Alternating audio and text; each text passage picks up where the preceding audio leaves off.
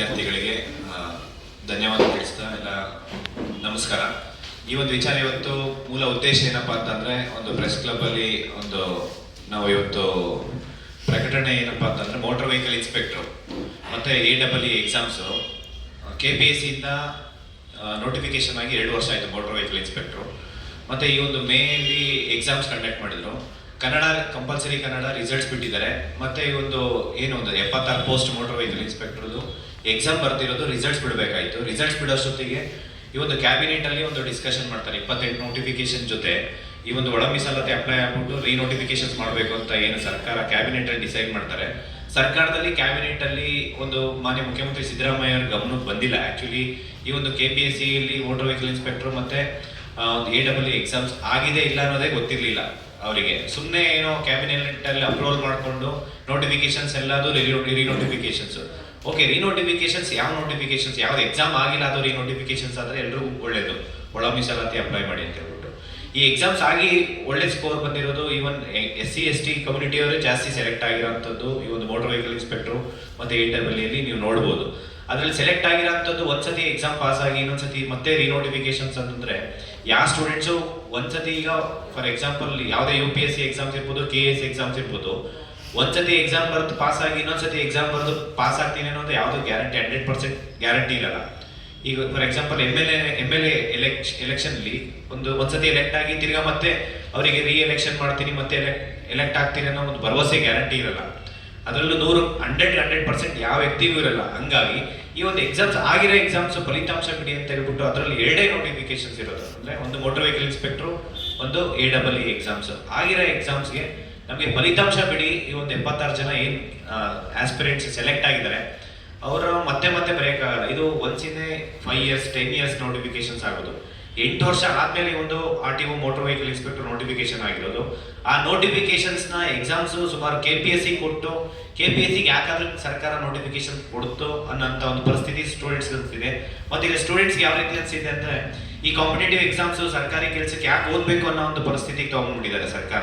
ಹಾಗೆ ಎಕ್ಸಾಮ್ಸ್ ಕಷ್ಟಪಟ್ಟು ಸುಮಾರು 5-6 ವರ್ಷ ಕಷ್ಟಪಟ್ಟು ಎಕ್ಸಾಮ್ ಬರೆದು ಪಾಸ್ ಆಗಿ ಪ್ರತಿ ಮಿನಿಸ್ಟರು, CM ಮತ್ತೆ ಒಂದು ಅಧಿಕಾರಿಗಳ ಹತ್ರ ಬೆಳಗ್ಗೆ ಎದ್ದು ಒಂದು ಅಲ್ದಾಡ ಒಂದು ಪರಿಸ್ಥಿತಿಗೆ ಸರ್ಕಾರ ತಗೊಂಡ್ಬಂದಿದೆ. ಸರ್ಕಾರ 2.5 ವರ್ಷದ ಏನ್ ಬಂದಿದೆ, 2.5 ವರ್ಷದಿಂದ ಯಾವ ಒಂದು 5,000 ವೇಕೆನ್ಸಿ ಫಿಲ್ ಮಾಡಿಲ್ಲ. ಆಗಿರೋ ಕೆಲವೊಂದು ನೋಟಿಫಿಕೇಶನ್ಸ್ ಪ್ರತಿಯೊಂದು ಕೋರ್ಟ್ಗೆ ಹೋಗುತ್ತೆ, ಇಲ್ಲಾಂದ್ರೆ ಡಿಲೇ ಇನ್ ದ ರಿಕ್ರೂಟ್ಮೆಂಟ್. ಆ KPSC ಅವರು ಒಂದು ಎಕ್ಸಾಮ್ಸ್ ಕಂಡಕ್ಟ್ ಮಾಡಿ ರಿಸಲ್ಟ್ಸ್ ಬಿಡಕ್ಕೆ 3 ವರ್ಷ 5 ವರ್ಷ ತಗೊಂತಾರೆ. ಈ ಒಂದು ಪರಿಸ್ಥಿತಿಗೆ ಸರ್ಕಾರನೂ ತಗೊಂಬಂತೆ, ಸರ್ಕಾರನು ಇದಕ್ಕೆ ನೇರ ಹೊಣೆ.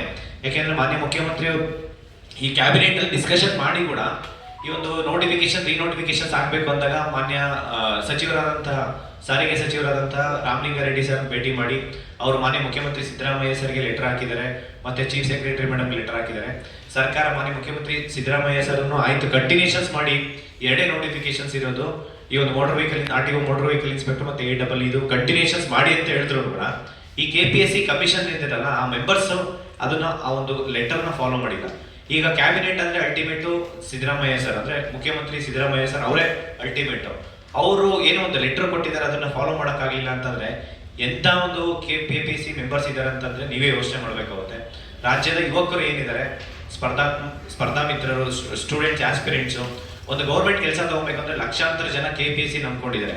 KPSC ಕಮಿಷನ್ ಅಲ್ಲಿರೋ ಮೆಂಬರ್ಸ್ ಕರೆಕ್ಟಾಗಿ ಕೆಲಸ ಮಾಡಿಲ್ಲ ಅಂತಂದ್ರೆ ಮತ್ತೆ ಈ ಒಂದು KPSC ಗೌರ್ಮೆಂಟ್ ಕೆಲಸಕ್ಕೆ ಮತ್ತೆ ಸರ್ಕಾರ ಯಾಕೆ KPSC ನೋಟಿಫಿಕೇಶನ್ ಕೊಡ್ಬೇಕನ್ನೋದು ಕ್ವಶನ್ ಮಾರ್ಕು. KPSC ಯಾವುದೇ ಕಾರಣಕ್ಕೂ ಯಾವ ನೋಟಿಫಿಕೇಶನ್ ಕೊಡಬಾರ್ದು. ಯಾಕೆಂದ್ರೆ ವರ್ಷಾನುಗಟ್ಟಲೆ ತಗೊಂತಾರೆ. ಇಲ್ಲಿ ಯುವಕರು ಒಂದೊಂದು ಎಕ್ಸಾಮ್ ಬರೆದು ಆ ರಿಸಲ್ಟ್ಸ್ ಬಂದು ಆರ್ಡರ್ ಕಾಪಿ ತಗೊಳ್ಳೋಷ್ಟೊತ್ತಿಗೆ ಎಷ್ಟೋ ಜನ ಡೆತ್ ಆಗಿರ್ತಾರೆ. ಆ ಒಂದು ಪರಿಸ್ಥಿತಿ KPSC ತಗೊಂಡ್ಬರ್ತಾ ಇದೆ. ಈ ಒಂದು ಮೂಲ ಕಾರಣ ಏನಪ್ಪಾ ಅಂದ್ರೆ ಸರ್ಕಾರನು ಜವಾಬ್ದಾರಿ ತಗೋಬೇಕು.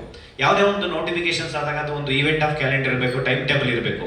ಇದ್ರ ಜೊತೆ ಆಗಿರೋ ನೋಟಿಫಿಕೇಶನ್ಸ್ ಎದುರು ವಿತಿನ್ ಅದು ಇದ್ರ ಜೊತೆನೆ ರೀನೋಟಿಫಿಕೇಶನ್ ಮಾಡ್ಬೇಕಂತ ಹೇಳಿದ್ರು ಕೂಡ ಜಸ್ಟ್ ಒಂದು ಸರ್ಕಾರದಿಂದ ಒಂದು ಆದೇಶ ಬರುತ್ತೆ. ಆದೇಶ ಫಾಲೋ ಮಾಡಿಕೊಂಡು ಮಾನ್ಯ ಮುಖ್ಯಮಂತ್ರಿ ಸಿದ್ದರಾಮಯ್ಯ ಸರ್ ಒಂದು ಲೆಟರ್ ಹಾಕ್ತಾರೆ. ಅದ್ರ ಮುಖಾಂತರ KEEದರು ಪ್ರಿಲಿಮ್ಸ್ ಎಕ್ಸಾಮ್ಸ್ ಕಂಡಕ್ಟ್ ಮಾಡಿದ್ರು. ನೆಕ್ಸ್ಟ್ ಇವಾಗ December 6-7 ಮೇನ್ಸ್ ಎಕ್ಸಾಮ್ಸ್ ಇದೆ, ಅದಕ್ಕೆ ಯಾವುದೇ ರೀತಿ ಅಡ್ಡಿ ಬಂದಿಲ್ಲ. ಮತ್ತೆ JEE exams, WRD JEE exams ಇನ್ನೇನು 1 ವೀಕಲ್ಲಿ ಎಕ್ಸಾಮ್ ಇರುತ್ತೆ. ಆ ಎಕ್ಸಾಮ್ ಸರ್ಕಾರದ ಒಂದು ಪರ್ಮಿಷನ್ ತಗೊಂಡು ಎಕ್ಸಾಮ್ಸ್ ಕಂಡಕ್ಟ್ ಮಾಡ್ತಾರೆ. ಆದ್ರೆ ಆಗದೇ ಇರೋ ಎಕ್ಸಾಮ್ಸ್ ಕಂಡಕ್ಟ್ ಮಾಡ್ತಿದಾರೆ ಅಂತ ಅಂದಾಗ ಆಗಿರೋ ಎಕ್ಸಾಮ್ಸ್ ಫಲಿತಾಂಶ ಕೇಳ್ತಾ ಇದೀವಿ ನಾವು. ಫಲಿತಾಂಶ ಕೇಳೋದಕ್ಕೆ ಪ್ರತಿಯೊಬ್ಬರು ಸಚಿವರು ಮನೆ ಬಾಗ್ಲು ಹೋಗುವಂತ ಪರಿಸ್ಥಿತಿಗೆ ಸರ್ಕಾರ ತಗೊಂಡ್ಬಂದಿದೆ. ಈ ಒಂದು ಸರ್ಕಾರ ಯುವಕರಂತಂದ್ರೆ ಎಷ್ಟು ನೆಗ್ಲಿಜೆನ್ಸಿ ಮಾಡ್ತಾ ಇದಾರೆ ಅಂತಂದ್ರೆ ರಾಜ್ಯದ ಜನಗಳಿಗೆ ತಿಳಿಬೇಕಿದು. ಯಾಕೆಂದ್ರೆ ಯಾಕಾದ್ರೂ ಇಂಥವ್ರಿಗೆ ಓಟ್ ಹಾಕಿ ಗೆಲ್ಸಿದೀವ ಅನ್ನೋ ಒಂದು ಪರಿಸ್ಥಿತಿಗೆ ತಗೊಂಡಿದ್ದಾರೆ. ಯಾಕೆ ಅಂತಂದ್ರೆ ಸುಮಾರು ಒಂದು 3-4 ತಿಂಗಳಿಂದ ಪ್ರತಿಯೊಂದು ಮಿನಿಸ್ಟರ್ ಆಫೀಸ್ಗೆ ಹೋಗಿಲ್ಲ ಅಂತ ಹೇಳಂಗಿಲ್ಲ, ಇಂಥ ಆಫೀಸರ್ನ ಮೀಟ್ ಮಾಡಿಲ್ಲ ಅಂತ ಹೇಳಂಗಿಲ್ಲ. DPR ಸೆಕ್ರೆಟರಿ ಮತ್ತೆ ಚೀಫ್ ಸೆಕ್ರೆಟರಿ ಮತ್ತೆ ಆಪ್ತ ಕಾರ್ಯದರ್ಶಿ, ಸರ್ಕಾರದ ಅಂದ್ರೆ ಮುಖ್ಯಮಂತ್ರಿ ಆಪ್ತ ಕಾರ್ಯದರ್ಶಿ ಇರ್ಬೋದು, KPSC ಸೆಕ್ರೆಟರಿ, ಪ್ರತಿ ಒಬ್ರು ಅಧಿಕಾರಿಗಳನ್ನ ಭೇಟಿ ಮಾಡಿ ಒಂದು ಮನವಿ ಕೊಟ್ಟಿದ್ವಿ. ಪ್ರತಿಯೊಂದು ಸಚಿವರನ್ನ ಭೇಟಿ ಮಾಡಿ ಮನವಿ ಕೊಟ್ಟಿದ್ವಿ. ಅವ್ರು ಇಷ್ಟ ಬಂದಂಗೆ ಮಾಡ್ತಿದ್ದಾರೆ. ಅಂದ್ರೆ ಇದು ಯಾವುದೇ ಕಾರಣಕ್ಕೂ ಮಾನ್ಯ ಸಾರಿಗೆ ಸಚಿವರಾದಂತ ರಾಮಲಿಂಗಾರೆಡ್ಡಿ ಸರ್ ಕೂಡ ಇದನ್ನ ಕಂಟಿನ್ಯೂಷನ್ಸ್ ಮಾಡ್ಬೇಕು ಅಂತಾನೆ ಹೇಳ್ತಿದ್ದಾರೆ. ಆದ್ರೆ ಕೆಲವೊಂದು ಸಚಿವರು ಇದನ್ನ ಅಪೋಸ್ ಮಾಡ್ತಿದ್ದಾರೆ. ಇದನ್ನ ಯಾವುದೇ ಕಾರಣಕ್ಕೂ ಈ ಒಂದು ನೋಟಿಫಿಕೇಶನ್ಸ್ ನ ಕಂಟಿನ್ಯೂಷನ್ಸ್ ಮಾಡಬೇಕು.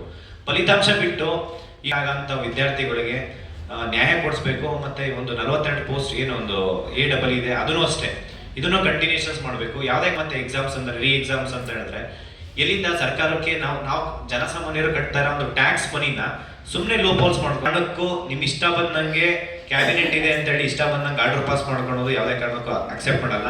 ಮತ್ತೆ ಬೆಳಗಾವಿ ಅಧಿವೇಶನ ಇದೆ, ಅಲ್ಲೂ ಕೂಡ ನಾವು ಅನಿರ್ದಿಷ್ಟಾವಧಿ ಇದೆ. ಡಿಸೆಂಬರ್ 8ನೇ ತಾರೀಕಿಂದ ಸ್ಟಾರ್ಟ್ ಆಗುತ್ತೆ. ನಾವು 11ನೇ ತಾರೀಕಿಂದ ಅಲ್ಲೂ ಹೋರಾಟ ಮಾಡ್ಬೇಕಂತ ಇದೀವಿ. ಅಲ್ಲೂ ಕೂಡ ಈ ಒಂದು ಮೋಟಾರ್ ವೆಹಿಕಲ್ ಇನ್ಸ್ಪೆಕ್ಟರ್ ಮತ್ತೆ AEE ಇದು ಸಪೋಸ್ ನಾಳೆ ಇರೋ ಒಂದು ಕ್ಯಾಬಿನೆಟ್ ಅಲ್ಲಿ ಸರ್ಕಾರ ಈ ಕೂಡಲೇ ಡಿಸೈಡ್ ಮಾಡಬೇಕು. ಕ್ಯಾಬಿನೆಟ್ ಅಲ್ಲಿ ಎಲ್ಲ ಸಚಿವರಿಗೆ ನಾವು ಮನವಿ ಮಾಡ್ಕೊಂಡಿದ್ವಿ. ಮತ್ತೆ ಎಷ್ಟೋ ಜನ ವಿದ್ಯಾರ್ಥಿಗಳು ಸೂಸೈಡ್ ಮಾಡ್ಕೋಬೇಕು ಅಂತ ಪತ್ರ ಬರ್ತಿದ್ದಾರೆ, ರಕ್ತದಲ್ಲಿ ಪತ್ರ ಬರ್ತಿದ್ದಾರೆ. ಈ ತರ ವಿಚಾರ ಎಲ್ಲ ಸರ್ಕಾರ ಗಂಭೀರವಾಗಿ ಪರಿಗಣಿಸಬೇಕಿಲ್ಲ ಅಂತಂದ್ರೆ